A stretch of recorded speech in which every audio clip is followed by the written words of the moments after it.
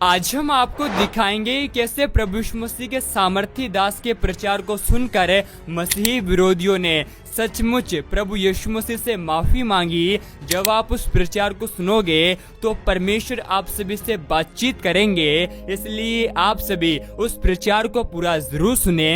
आप सभी उस प्रचार को सुन सकते हैं। तू लोग क्रिश्चियन धर्म अपना रहे हैं, धर्म परिवर्तन कर रहे हैं।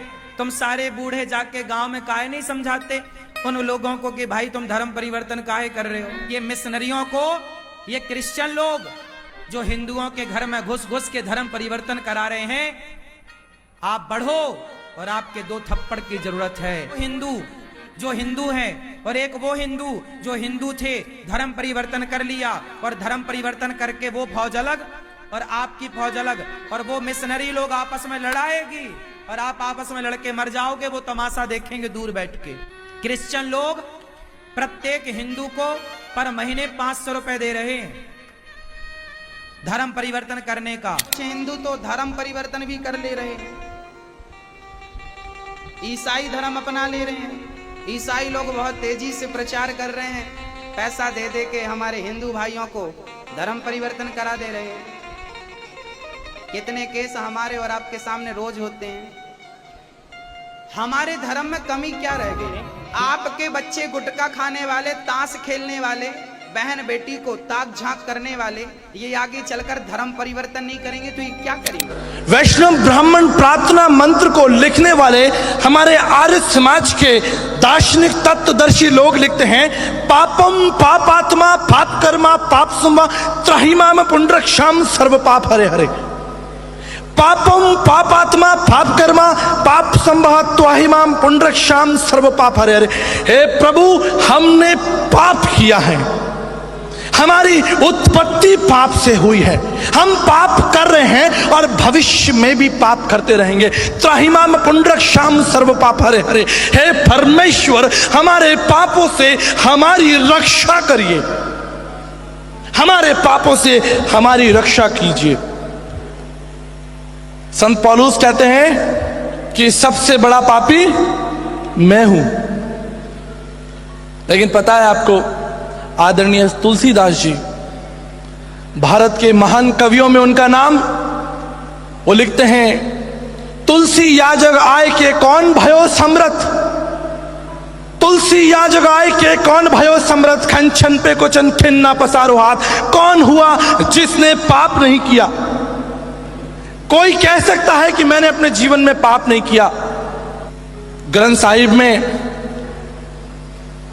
आदरणीय गुरु नानक साहब लिखते हैं, हूं पापी पतित परम पाखंडी तू निर्मल निरंकारी। हालेलुया। हूं पापी पतित परम पाखंडी तू निर्मल निरंकारी। परमेश्वर मैं पापी हूं, सोरठ मूला पहला में, परमेश्वर मैं पापी हूं, लेकिन तू पवित्र है, तू कल्याणकारी है, तू मोक्षदाता है। मैंने पाप किया है। ब्रह्म बिंदु उपनिषद में लिखा है, पापम फलम नरकमाद्यस्तु, और पाप का फल, पाप का परिणाम परमेश्वर से अलगाव, परमेश्वर से दूरी, इटर्नल सेपरेशन। पाप एक गंभीर विषय है। यह पाप आपको और परमेश्वर को निकट आने से रोकता है। यह पाप आपको, मुझे और आपको निकट आने से रोकता है। यह पाप 2 भाइयों को साथ में रोटी तोड़ने से रोकता है। यह पाप 2 परिवारों को दूर करता है। कौन है जिसने पाप नहीं किया? मन, वचन और कर्म से हम सभी पापी हैं। भारतीय दर्शन के बृहद आरण्यक उपनिषद 1:3-28 पद, शतपथ ब्राह्मण 4:3-1:30 में एक सुंदर प्रार्थना में आपको सुनाता हूं। यह लिखा है, अस्तो मा सद्गम्या तमसो मा ज्योतिर्गमय मृत्युमा अमृतगमय।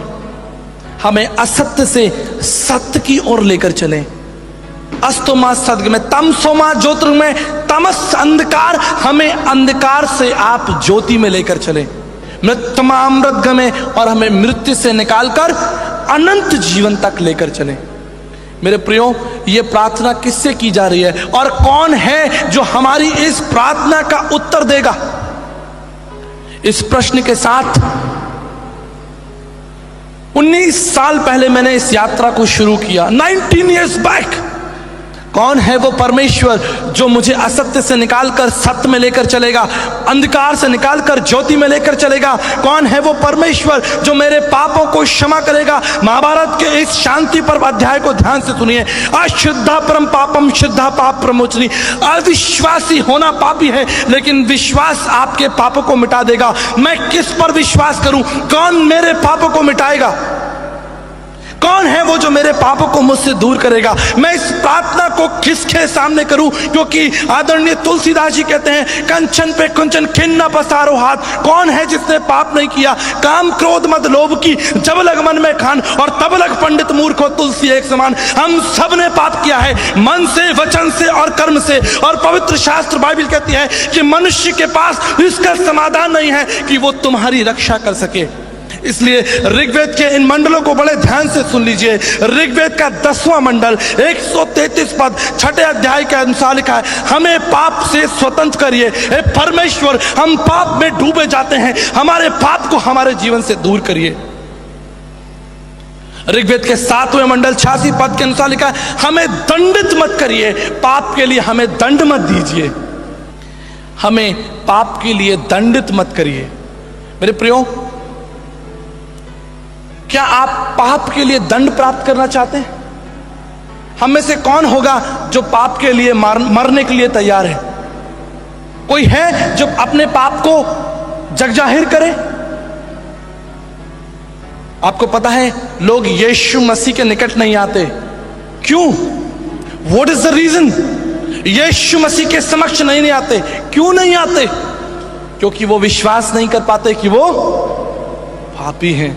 अरे यीशु मसीह ने कहा, जिस तरह ये ज्योति को आप देख रहे हैं, इस लाइट को आप देख रहे हैं, जब लाइट चमकती, ज्योति चमकती है, कार्य प्रकट हो जाता है, जीवन प्रकट हो जाता है। यीशु मसीह ने कहा, मैं जगत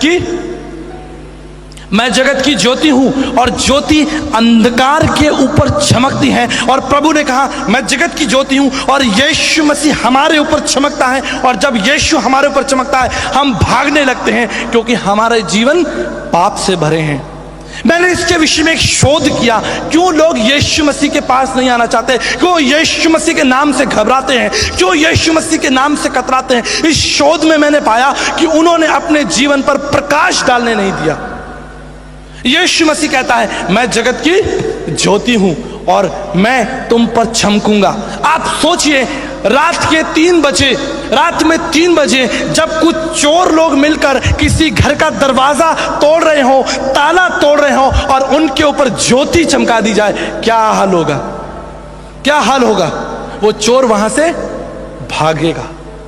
और यीशु मसीह कहता है, मैं जगत की, इसलिए लोग भागते हैं यीशु मसीह के नाम से। जब यीशु की रोशनी उनके ऊपर पड़ती है, उनके कार्य प्रकट हो जाते हैं।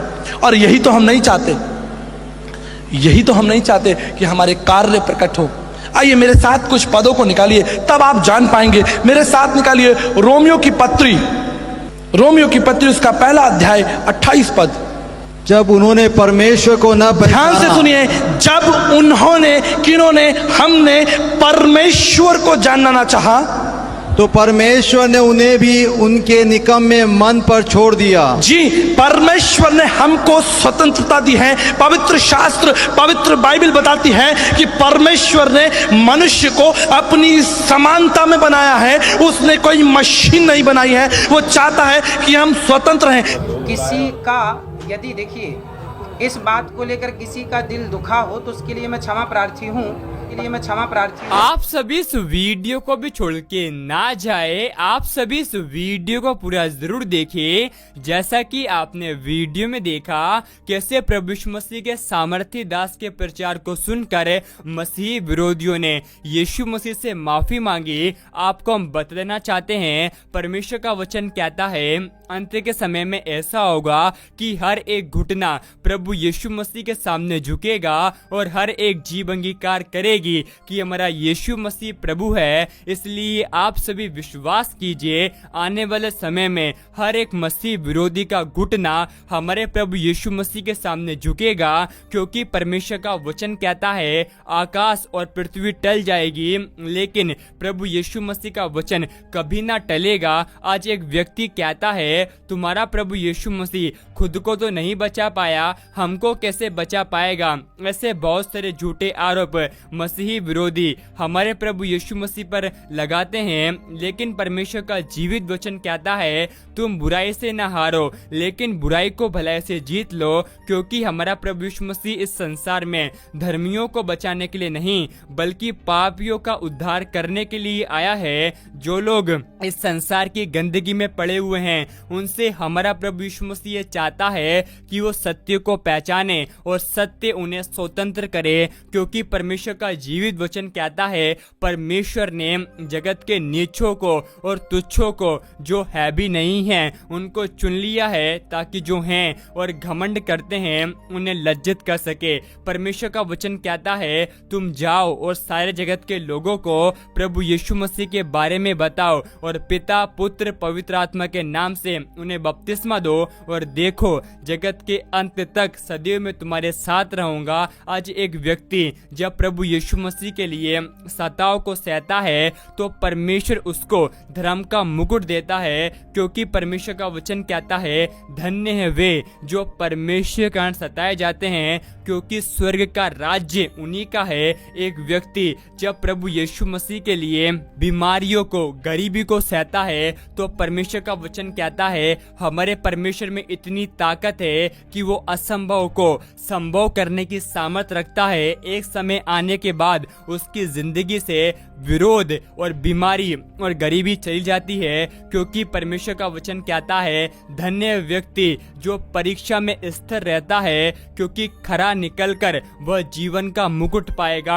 आप सभी इस वीडियो को एक व्यक्ति के साथ जरूर शेयर करें ताकि वह व्यक्ति आपको द्वारा प्रभु यीशु मसीह को पहचान सके और नरक की आग से बचाया जाए, क्योंकि परमेश्वर का वचन कहता है हमारा प्रभु यीशु मसीह इस जगत में पापियों का उद्धार करने के लिए आया है और परमेश्वर की दिली इच्छा यह है हर एक व्यक्ति नरक की आग से बचाया जाए। आप सभी हमारे नए YouTube चैनल को सब्सक्राइब कर ले, क्या पता एक प्रभु यीशु मसीह का वचन आपकी पूरी जिंदगी को ही बदल दे। परमेश्वर आप सभी को बहुत आशीष दे।